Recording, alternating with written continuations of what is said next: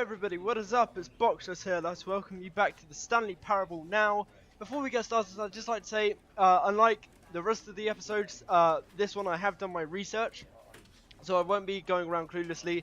I am going to go to a very specific place for a very specific ending, and we're going to do two endings today. I believe one of them is the insane ending, and one of them is the escape pod ending. But I'm not entirely sure what either of those two mean.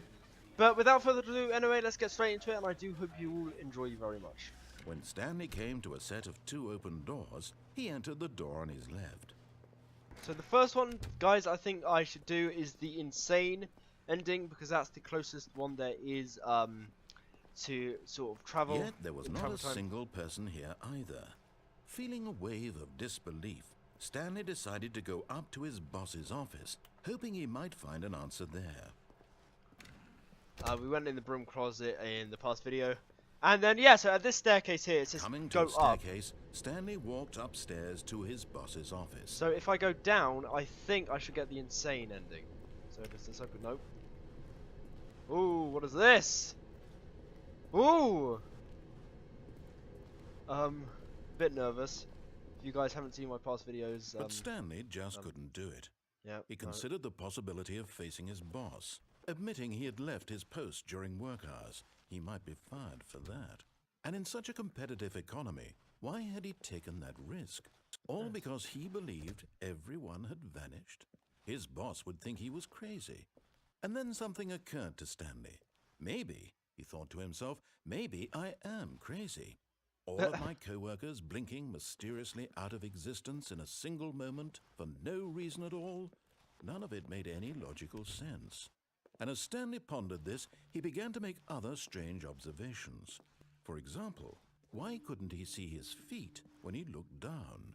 Why did doors close automatically behind him wherever he went? And for that matter, these rooms were starting to look pretty familiar. Were they simply repeating? No, Stanley said to himself, this is all too strange. This can't be real. Oh, And I at get last, he came to the conclusion that had been on the tip of his tongue. He just hadn't found the words for it. I'm dreaming, he yelled. This is all a dream. Oh, Did I what yell a that? relief Stanley felt to have finally found an answer, an explanation. His co-workers weren't actually gone. He wasn't going to lose his job. He wasn't crazy after all. And he thought to himself, I suppose I'll wake up soon.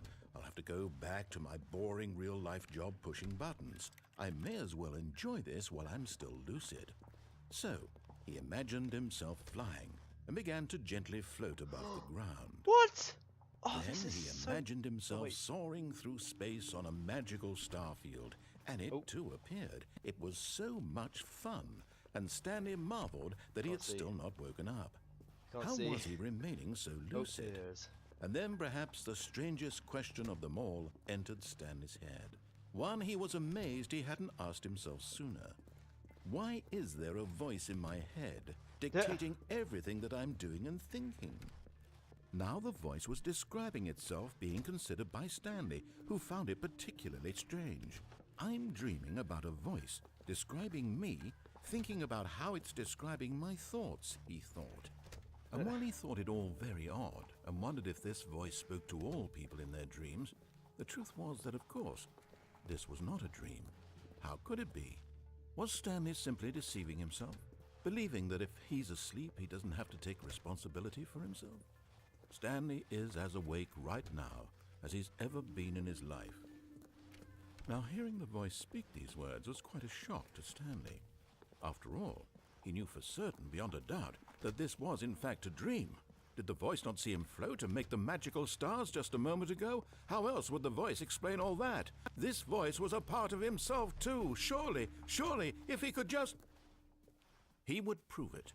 He would prove that he was in control, that this was a dream. So he closed his eyes gently, and he invited himself to wake up. Okay. He felt the cool weight of the blanket on his skin, the press of the mattress on his back, What? the fresh air of a world outside this one. Let me wake up, he thought to himself. I'm through with this dream. I wish it to be over. Let me go back to my job. Let me continue pushing the buttons. Please, It's all I want.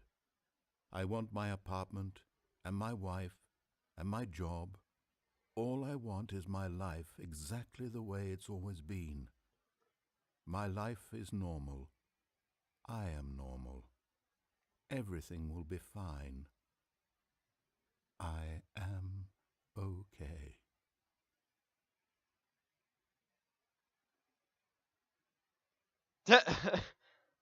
Oh, okay. Stanley began screaming. Please, someone, wake me up. My name is Stanley.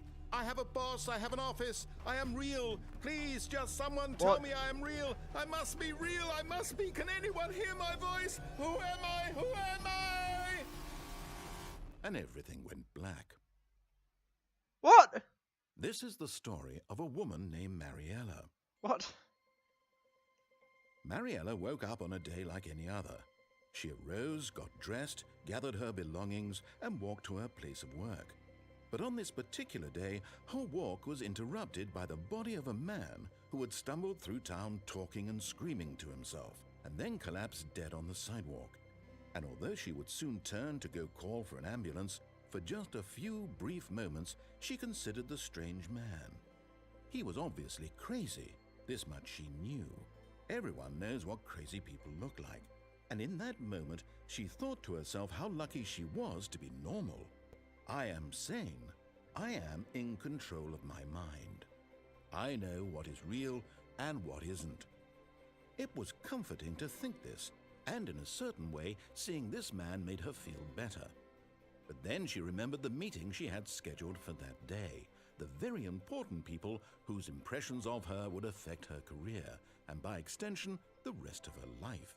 She had no time for this, so it was only a moment that she stood there, staring down at the body. And then she turned and ran. Okay. Oh, that's the insane ending, I suppose. Coming to a staircase, Stanley walked upstairs to his boss's office. Okay, so for this one, guys, it is a matter of walking up, so you do have to go up. And I believe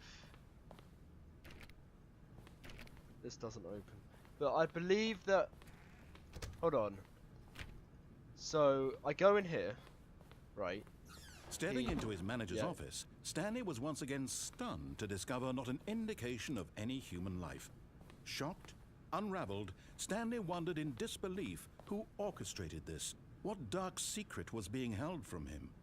What he could not have known was that the keypad behind the boss's desk guarded the terrible truth that his boss had been keeping from him. And so the boss had assigned it an extra secret PIN number, 2845. But of course, Stanley couldn't possibly have known this. Now, I think it told me to go back out, but I don't see why those doors would work. Trying to input anything on the device was useless, since he could never possibly know that the combination was 2845. 2845. But it turns out that the panel's emergency override kicked in, and the door just opened all by itself. And Stanley got the hell along with the story. Well, whoop-de-doo. Wait, so... But okay. Okay, so if you just don't enter the code, then the narrator just sort of like just says the code again and again until you do it, and then that happens. But the like tutorial thing told me to just back out. I don't know what that means though. Anyway, guys, I couldn't figure that out. But anyway, if you guys do know how to do it, or let's see what I'm doing wrong, please tell me, and then I'll give it a go again. Also, if there are any endings that you are aware of that you want me to try next, then leave them down in the comments and I will be sure to check them out. But besides that, anyway guys, if you did enjoy this video, please don't forget to subscribe if you're new, leave a like and a comment, and as always, I will catch you all tomorrow for another video. Goodbye.